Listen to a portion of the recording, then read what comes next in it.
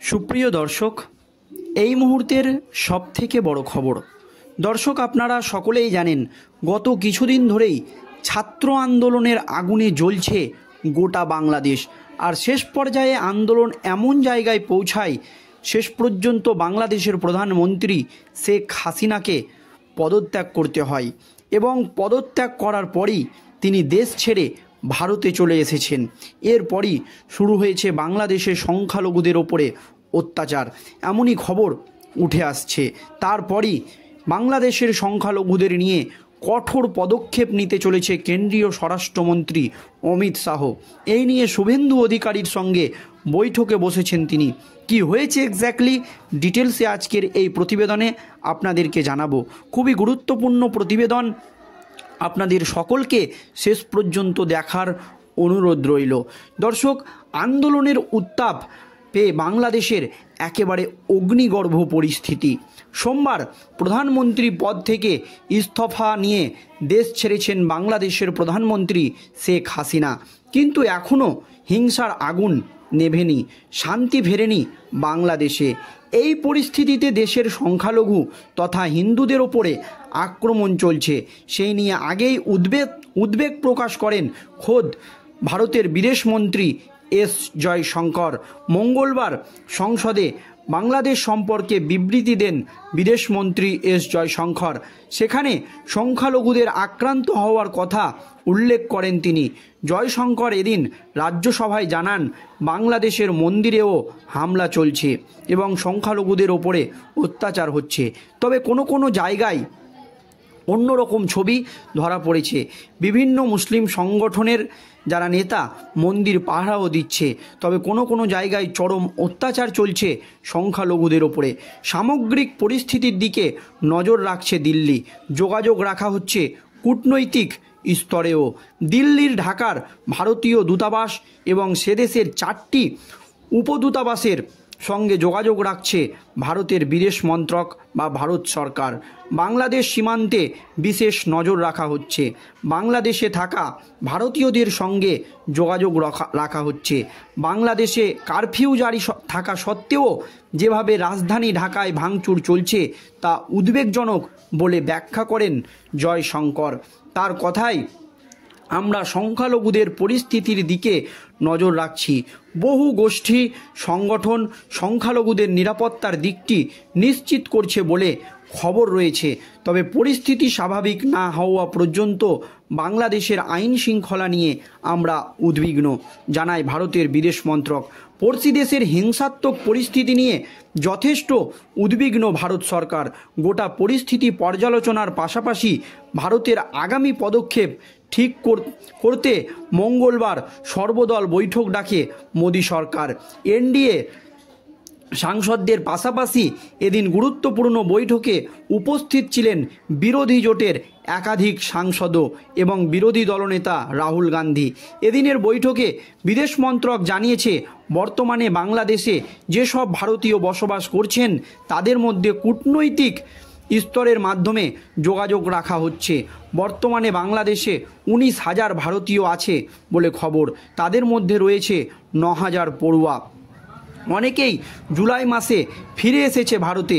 বর্তমানে ভারতে থাকা শেখ হাসিনার নিরাপত্তা সুনিশ্চিত করতে যে কেন্দ্র উদ্যোগী তাও সরকারের তরফে বিরোধী শিবিরকে জানানো হয়েছে।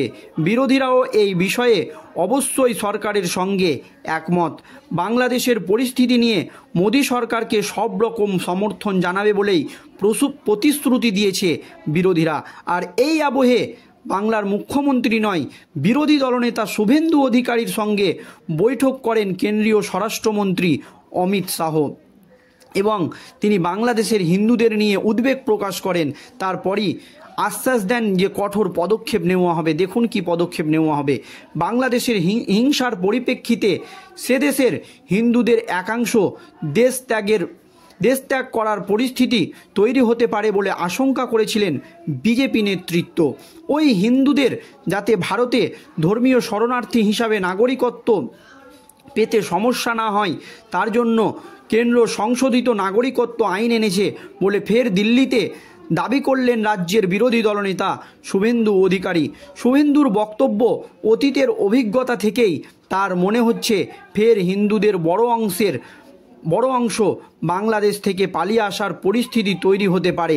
তবে বিজেপির একাংশের বক্তব্য, সিএএ এর মাধ্যমে হিন্দুরা নাগরিকত্ব পেলেও পশ্চিমবঙ্গের বেনাজল চিহ্নিত করতে অবিলম্বে জাতীয় নাগরিকপঞ্জি কার্যকর করা প্রয়োজন রয়েছে। অন্যদিকে তৃণমূল নেতৃত্বর আশঙ্কা, বাংলাদেশের পরিস্থিতির সুযোগ নিয়ে ফের সিএএ এনআরসি নিয়ে রাজনৈতিক ফায়দা নিতে মাঠে নামছে গেরুয়া শিবির। শেখ হাসিনার পদত্যাগের পরে ভারত বাংলাদেশের দ্বিপাক্ষিক সম্পর্ক ঘিরে অনিশ্চয়তা তৈরি হয়েছে ইতিমধ্যেই। এই পরিস্থিতিতে কোনো মন্তব্য যাতে দুই দেশের সম্পর্কে তলানিতে না যায় বা দুই দেশের সম্পর্ক একেবারে তলিয়ে না যায়, তার জন্য বিজেপির রাজ্য নেতৃত্বকে বাংলাদেশের পরিস্থিতি নিয়ে প্রকাশ্যে মুখ খুলতে বারণ করে দিয়েছেন সর্বভারতীয় সাধারণ সম্পাদক বিএল সন্তোষ।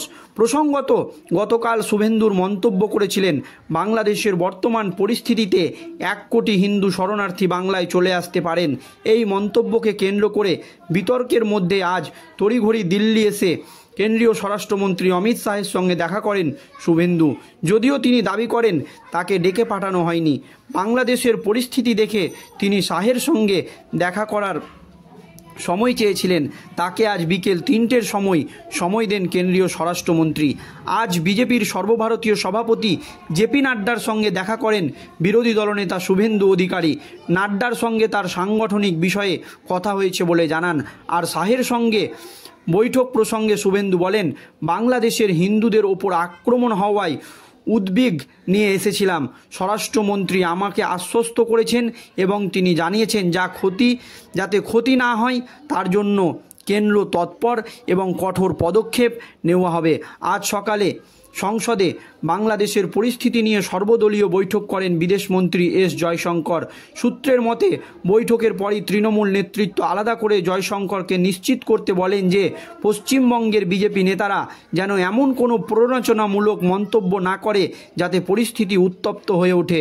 শুভেন্দুর মন্তব্যের পরিবেশে বিশেষ গুরুত্ব দিয়েছে বলে অভিযোগ জানায় তৃণমূল। সিএএ নিয়ে তার বক্তব্যের ব্যাখ্যায় শুভেন্দু বলেন, আমার মাকে তার বাবার হাত ধরে 10 বিঘা জমি ছেড়ে ভারতে পালিয়ে আসতে হয়। যা বলেছি তা ব্যক্তিগত জীবনের অভিজ্ঞতা থেকে বলেছি।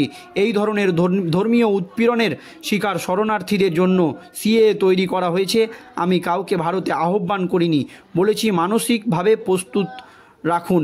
বিজেপির আর এক নেতার দাবি, নাগরিকত্ব দেওয়া যতটা দরকার তার চেয়ে বেশি প্রয়োজন।